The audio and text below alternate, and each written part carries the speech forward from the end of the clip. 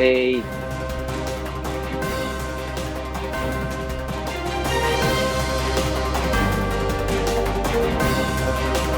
President Ferdinand Marcos, the top stories tonight in Y News. President Ferdinand Marcos delivers a statement in the 43rd ASEAN Summit against misleading narratives, claiming that the disputes in the South China Sea were due to the rivalry of the two powerful countries. Medical assistance to indigent patients faces budget cuts in 2024 as the Marcos administration proposes lower budget for the health department next year. A Senate committee begins its oversight function over the use of confidential and intelligence funds of more than 20 government agencies in 2022. And find out the warnings and potential consequences issued by the United States to North Korea regarding its arms deal discussions with Russia.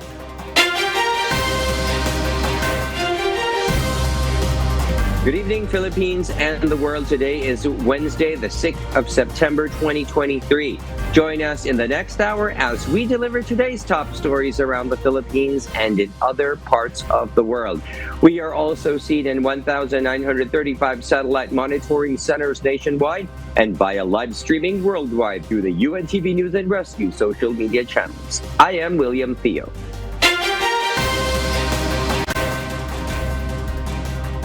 First in the news, President Ferdinand Marcos Jr. tackled the West Philippine Sea issue in the 43rd ASEAN Summit. The president is always pushing for the peaceful resolution of the disputes in the region. Nel Maribuhok reports. President Ferdinand Marcos Jr. delivered a statement against misleading narratives, claiming that the disputes in the South China Sea were due to the rivalry of the two powerful countries. This is what the president emphasized during the 43rd ASEAN Summit retreat session in Jakarta, Indonesia. The Philippines firmly rejects misleading narratives that frame the disputes in the South China Sea solely through the lens of strategic competition between two powerful countries. This not only denies us our independence and our agency, but it also disregards our own legitimate interests. The president said the ASEAN is facing challenge of whether to allow the international order to be subjected to the forces of might with regard to the South China Sea issue. The challenge for us remains that we must never allow the international peaceful order to be subjected to the forces of might applied for a hegemonic ambition. The future of peace rests now on how we together face this challenge to that peace. PBBM said that the Philippines is committed to continue working with all countries to foster a rules-based international order, as well as in upholding the exercising freedom of navigation and overflight in the South China Sea in accordance with international law. The chief executive called for self-restraint on activities that complicate disputes in the region and undermine regional peace, stability, and security, underscoring that actions, not words, should be the ultimate measure of their commitment to securing peace and stability. Nel Maribuhok, UNTV News and Rescue. We serve the people, we give glory to God. The medical assistance to indigent patients faces budget cuts in 2024. This as the administration of President Ferdinand Marcos Jr. proposes lower budget for the Department of Health or DOH next year. Rosa Licos will tell us why. During the budget deliberation at the House of Representatives for the 2024 proposed budget of the Department of Health, Bagong Henerasyon Party List Representative Bernadette Herrera asked about the medical assistance to indigent patients, also known as MAIP, particularly the disbursement rate of the DOH with regards to this program, despite the influx of indigent patients seeking medical assistance in various parts of the country. In 2022, the disbursement percent of DOH for MAIP was at 63.8%. Based on DOH data, there were 2.8 million patients served by the medical assistance to indigent patients in 2022. May I know po why this happened? Kasi syempre kami po dito sa Congress, malungkot po kami doon. Pwede namin kayong tulungan sa daming ospital pong nangangailangan. Napakadali po niyan kung kami po ang tatanungin nyo saan ibababa ang pondong ito. Yes, our utilization is actually increasing. So what's happening is the MAIP of 2022 is going up to about 94% utilization. It's that 2023 that still continues to be low. And the items we identified that causes it to be low, like there are some private hospitals that don't want to sign an MOA, especially in areas where there is no public hospital. This year, the government has allotted 32.6 billion pesos for the medical assistance to indigent patients. However, in 2024, the budget will decrease to 22.3 billion pesos. Meanwhile, other DOH-attached agencies and corporations also face budget cuts in 2024. This include the National Kidney Transplant Institute, Lung Center of the Philippines, Philippine Heart Center, Philippine Children's Medical Center, as well as National Nutrition Council and Philippine National AIDS Council. Rosa Licoz, UNTV News and Rescue. We serve the people, we give glory to God.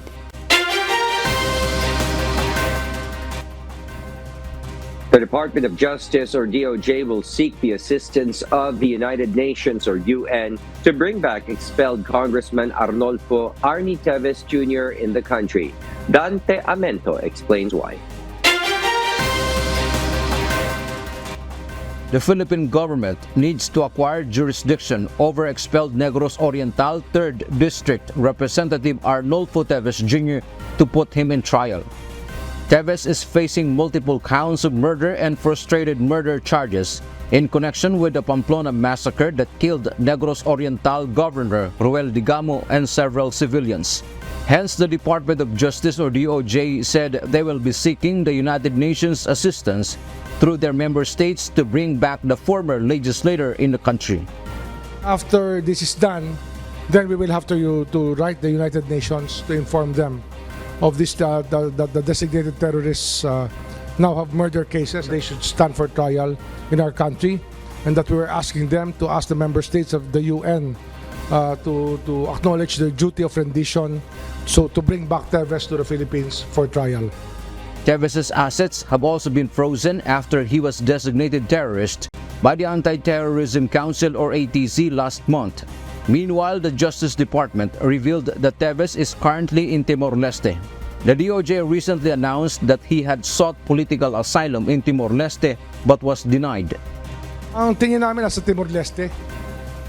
Palabas-labas lang dyan, Timor-Leste, Cambodia, Thailand, paikot-ikot lang kasi wala naman kasi mga boundaries itong mainland, itong ASEAN mainland. Wala naman itong actual other boundaries. A Manila court yesterday issued an arrest warrant against Teves and 3 other co-accused and now considered wanted by the law. Dante Amento, UNTV News and Rescue. We serve the people. We give glory to God. The Philippine National Police confirms that 2 accomplices in the killing of Zone 10 Taal Batangas Barangay Chairman were arrested. PNP Public Information Office Acting Chief Police Colonel Jean Fajardo said, according to Batangas Provincial Director, they have already arrested the accomplice of suspects while doing hot pursuit operations.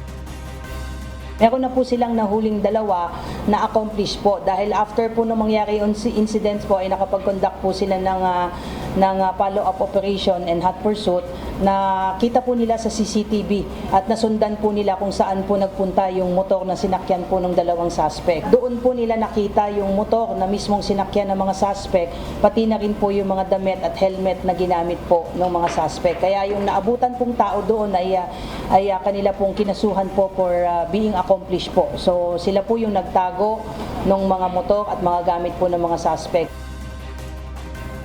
Colonel Fajardo added the Batangas police have information that would lead to the possible identity and whereabouts of the suspects. Erasmo Hernandez, chairman of Zone 10 Taal Batangas, was sitting in front of the barangay hall at around 7:30 a.m. on Tuesday, September 5, when he was attacked by 2 suspects aboard a motorcycle.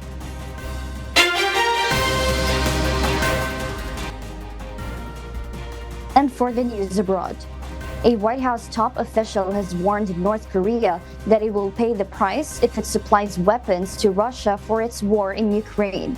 Ann Gonzalez will give us the details live.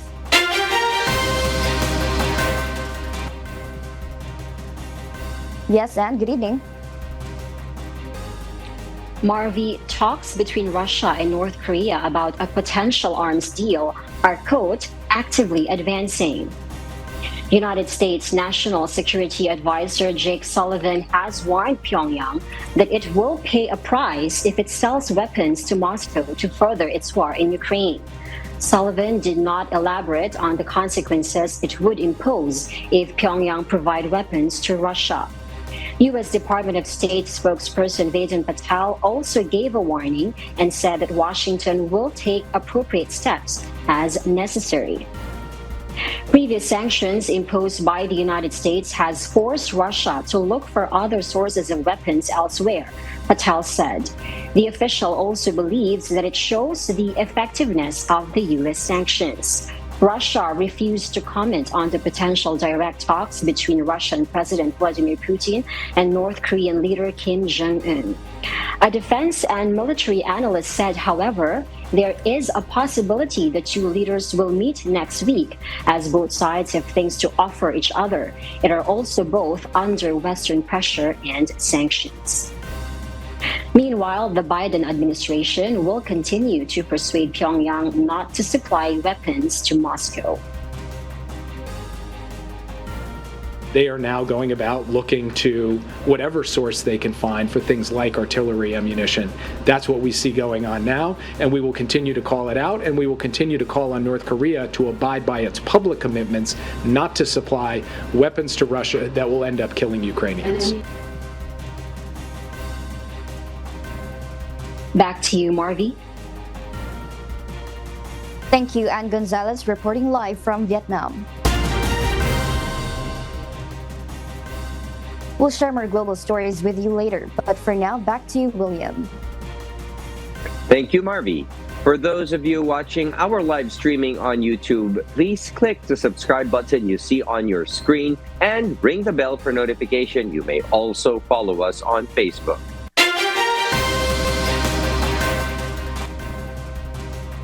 Land Transportation Franchising and Regulatory Board, or LTFRB, announced that they are only waiting for the fund from the Department of Budget and Management in order to start the distribution of fuel subsidy.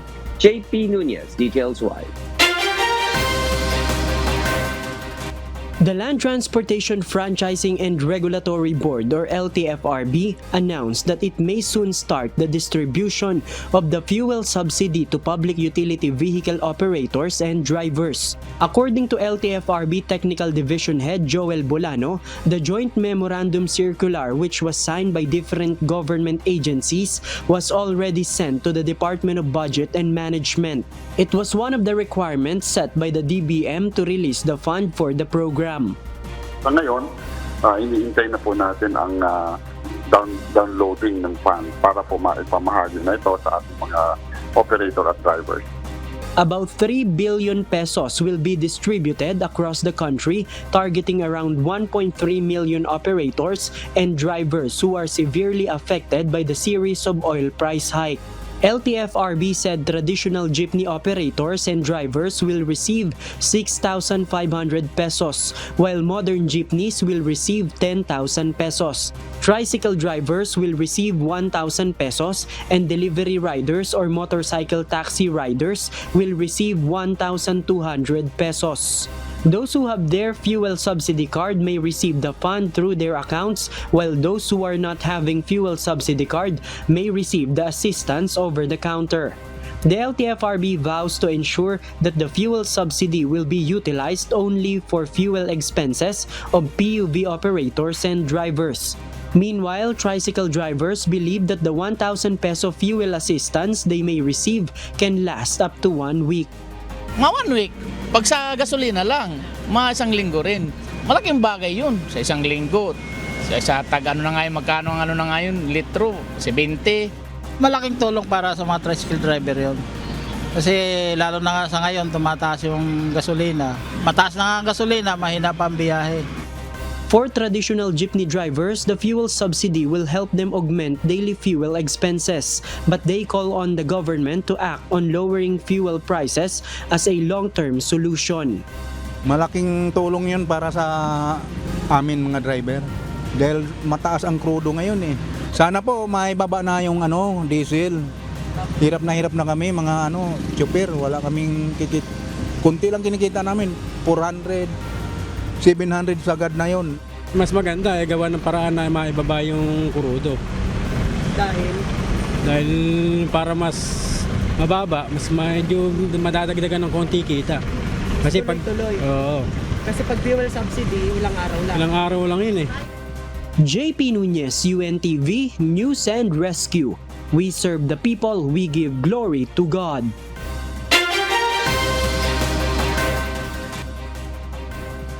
The Department of Health, or DOH, announced that cases of leptospirosis continue to rise in the country due to sustained rainfall and flooding.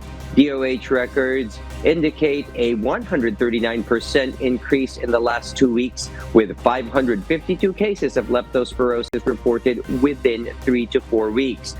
The total number of cases has exceeded 3,000 since January 1st until August of this year. Leptospirosis cases were particularly high in the National Capital Region, Ilocos, and Calabarzon regions. The fatality rate stands at 10.8%, with 359 people having died from contracting the bacterial disease this year. Sa amin datos ay tumataas na po yan. Huwag niyong ibaliwala po yan sapagkat ang leptospirosis ay nakamamatay po. In other news, the Philippine Weather Bureau Pag-asa has confirmed that the tropical storm Yun-Yong, that formerly called Tropical Cyclone Ineng, has exited the Philippine Area of Responsibility, or PAR.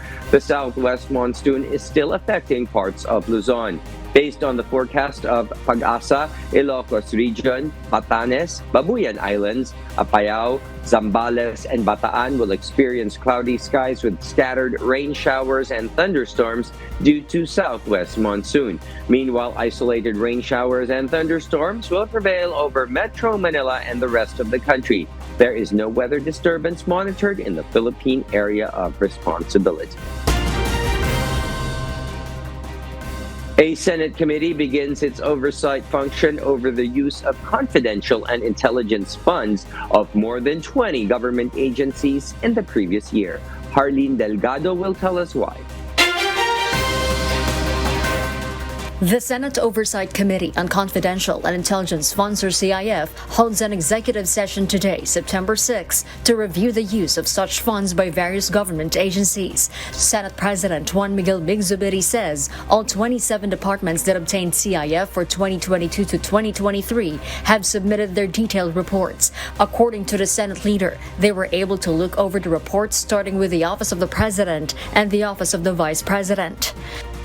And this will also be used as a guide for us kung kailangan ba natin tanggalin, bawasan, wag bigyan, or dagdagan itong mga ahensya ng gobyerno pagkatapos po natin makita at mapag-aralan ng mabuti ang paggamit nila in the previous years of their intelligence and confidential funds. Zubiri explains that this review will determine whether the CIFs of agencies shall be continued, cut, or scrapped based on how and where they were used. Banat ng tao namin sa atin ngayon, sa gobyerno. Bakit naman napakalit ng intelligence funds nga ng itong intelligence agencies and dadagdagan pa yung mga civilian agencies na hindi naman tama. So, that's part of the review that we will be doing. The committee is composed of 4 majority senators and 1 from the minority bloc, but other senators are welcome to attend. Meanwhile, several senators want to augment the confidential funds of the Commission on Human Rights, or CHR, for next year. In today's budget hearing, Senator Raffy Tulfo says the 1 million peso confidential fund for the commission is not enough for the conduct of its investigations on human rights abuses and violations. May mga agencies sa gobyerno na hindi naman deserving, hindi na magbabangkit na magkaroon ng confidential fund. Meron. Samantalang sila kailangan kasi mag-investigate sila doon sa mga pang-abuso na ginagawa ng mga tao sa gobyerno. Sana po kung maibalik man lang po sa 5M, malaking bagay po iyon. The CHR was seeking a 1.9 billion peso budget for 2024, but only 976 million pesos was approved by the Budget Department. Harleen Delgado, UNTV News and Rescue. We serve the people. We give glory to God.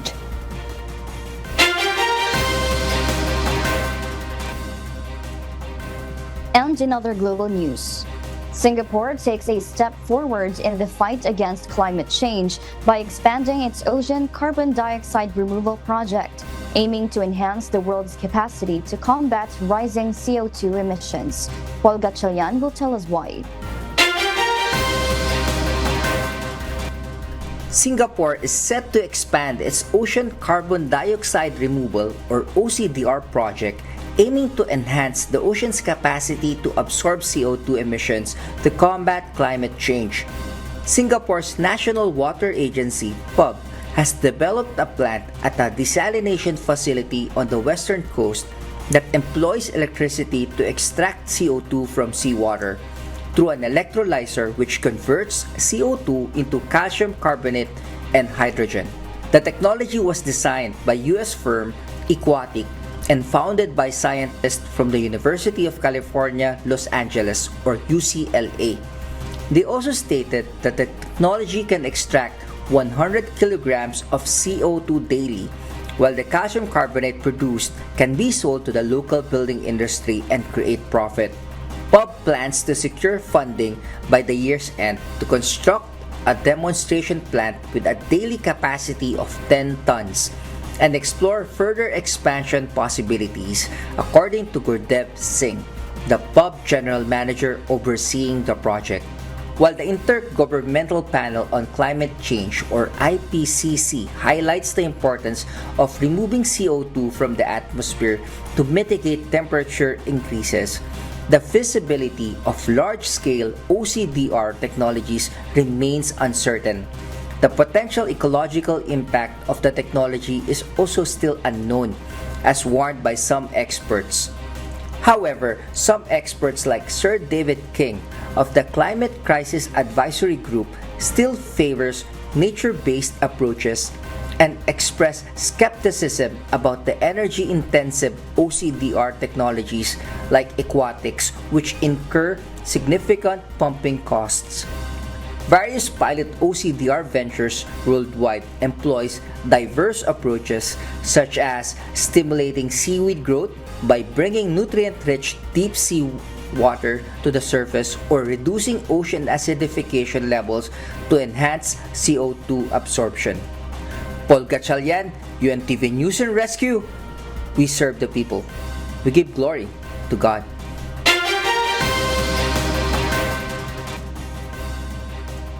And those are the reasons behind the news in other parts of the globe. I am Marvy Delfin, live from Perth, Australia. Good evening.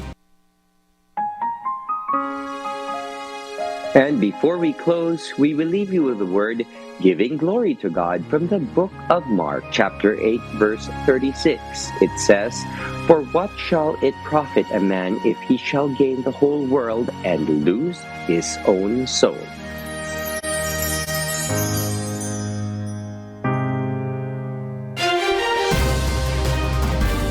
And those are the reasons behind the news, September 6, 2023. Reasons we deliver to you as they unfold, and because we need to know, we will always ask why.